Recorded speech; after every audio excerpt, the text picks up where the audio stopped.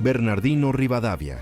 Ocupó la primera jefatura de Estado del país entre 1826 y 1827, intentando imponer un modelo centralista que chocó de frente con la realidad de las provincias. Sus medidas, como declarar a Buenos Aires capital y quitarle sus recursos portuarios, sumadas a una mala gestión diplomática, provocaron la furia general y lo obligaron a renunciar. Su final refleja un profundo fracaso político, ya que terminó exiliado en Europa. Aunque intentó regresar, no se lo permitieron y debió instalarse en España, donde falleció en 1845 por un accidente cerebrovascular. Murió con tanto resentimiento que pidió expresamente que sus restos no volvieran a Buenos Aires, un deseo que el Estado ignoró décadas después para usar su figura como símbolo nacional. Vicente López y Planes. Conocido por escribir el himno nacional y participar en la Revolución de Mayo, le tocó asumir la presidencia de forma interina tras la caída de Rivadavia. Su paso por el poder fue muy breve, funcionando apenas como un puente para evitar que el país cayera en el caos total en ese momento. A diferencia de otros líderes de su época, logró sobrevivir a las guerras civiles sin sufrir el destierro y continuó trabajando como juez y poeta. Falleció de causas naturales en Buenos Aires en 1856 a una edad avanzada, dejando un legado más cultural que político. Justo José de Urquiza. Fue el líder militar que derrotó a Juan Manuel de Rosas y se convirtió en el primer presidente de la Confederación.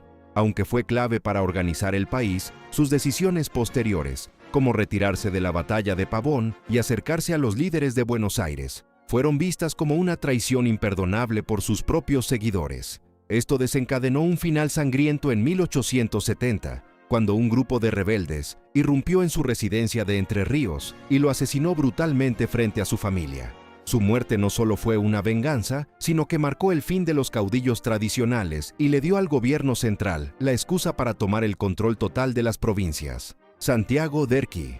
Sucedió a Urquiza en la presidencia, pero su gobierno duró apenas un año y medio debido a la constante tensión con Buenos Aires. Su mandato se derrumbó por completo cuando las tropas confederales se retiraron misteriosamente de la batalla de Pavón. Sin apoyo militar ni político, tuvo que renunciar y escapar al extranjero para evitar represalias. Después de pasar años deambulando por Uruguay y Brasil, volvió a Corrientes, donde vivió en la miseria absoluta dando clases particulares. Falleció en 1867, amargado por la traición que destruyó su presidencia y el proyecto de las provincias del interior.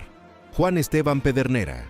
Fue el último líder del experimento confederal antes de que Buenos Aires unificara el país. Tras una larga carrera militar, asumió la presidencia de manera interina cuando Derqui renunció. Su gobierno duró solo unas semanas y se limitó a observar cómo el poder nacional se disolvía ante el avance de las tropas porteñas. Terminada su breve gestión, se alejó de la política y se retiró a vivir tranquilo en San Luis. Murió de causas naturales en 1886 y, mucho tiempo después, su figura fue reivindicada con un monumento en su honor.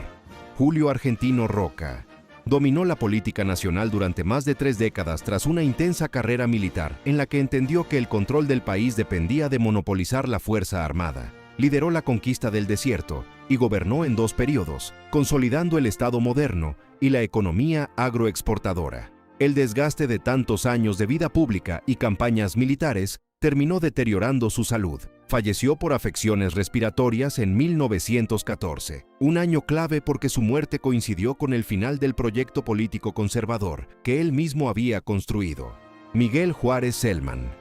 Su presidencia representó tanto el punto más alto del poder conservador como su caída más catastrófica. Su gobierno colapsó bajo el peso de una enorme crisis económica y la violenta Revolución del Parque en 1890. Sin apoyo de su propio partido ni de los militares, fue obligado a renunciar y se convirtió en el único culpable de los excesos de la élite. Pasó el resto de su vida completamente aislado en sus estancias, cargando con el estigma de haber arruinado al país, hasta su muerte por causas naturales en 1909.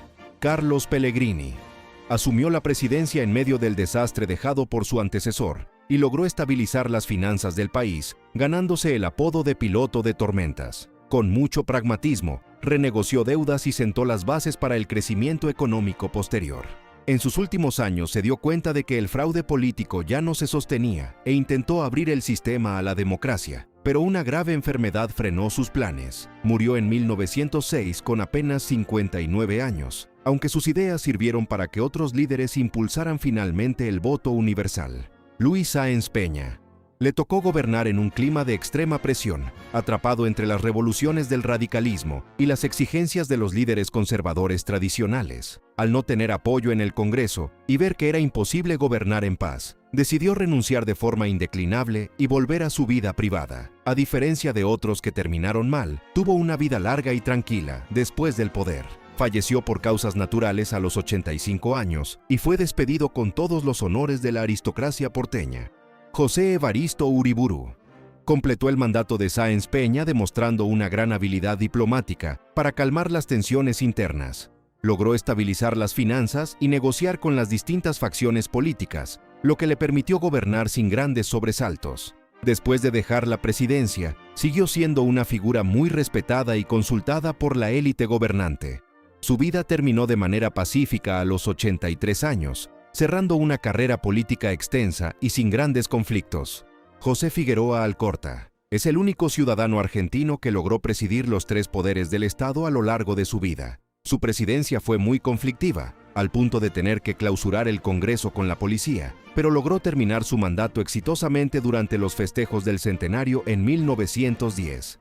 Años más tarde, mientras era presidente de la Corte Suprema, falleció de causas naturales.